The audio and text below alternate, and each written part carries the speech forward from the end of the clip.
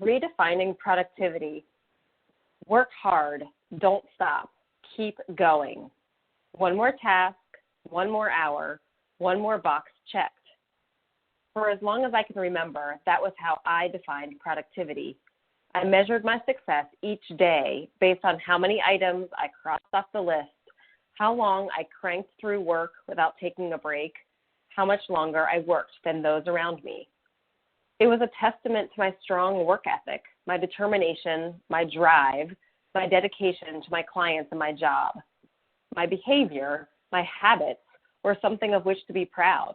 I had earned bragging rights, right? I produced quality work the majority of the time, but to be truly honest, when I was so focused on the quantity of tasks I was completing, the quality was probably compromised more often than I'd like to admit. To others, I was perceived as the productivity queen, the textbook definition of productive.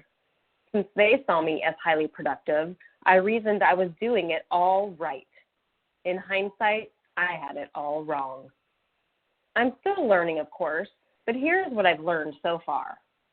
Productivity is not defined by the sacrifices made, meals skipped, work parties averted, and late nights or early mornings spent at the office.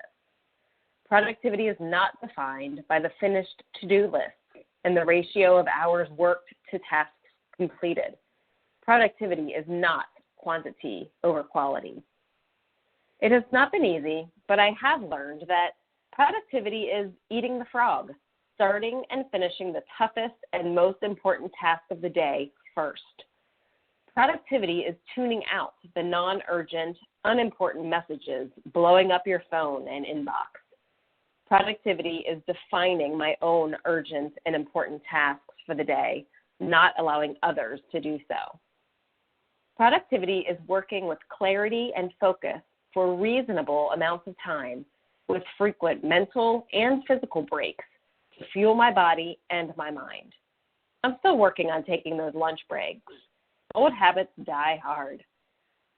Productivity is getting my butt out of the desk chair and walking outdoors for fresh air and daylight and inspiration. Productivity is being home for dinner, fully engaged and present for my husband and sons, and trusting that the work will get done, but that work is never more important than the people I love. The journey isn't over, but I have finally begun to define productivity by my own standards, not the standards of others. Are you ready for a new perspective on productivity? Are you ready to take a break from the daily grind and define what productivity means to you? Here is one way to begin making the shift. This may sound counterintuitive, but hear me out. You've been taught to think you can't define or measure productivity until the end of the day, right? Once you've made your list, checked your boxes, cleaned out your email inbox, and submitted reports, and worked through lunch per normal, that's when you can take a breath and bask in the glory of being extremely productive for the day, right? But what if you decided before the day begins what will constitute productivity for your day? What if you measured productivity based on accomplishing only 2 or 3 important high-value tasks and allowing yourself to feel accomplished after that, even if it is only 2 o'clock in the afternoon?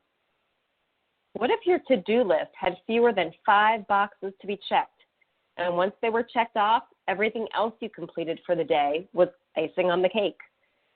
It certainly requires a shift in mindset. It certainly requires a change to your typical behaviors. It certainly requires quieting the judgmental voice in your mind. You are up to the challenge. I know you are. So when you decide to take back control of your calendar, your priorities, and your path for 2019, let's talk. Let's discover your new definition and set it into motion. Here's to redefining productivity.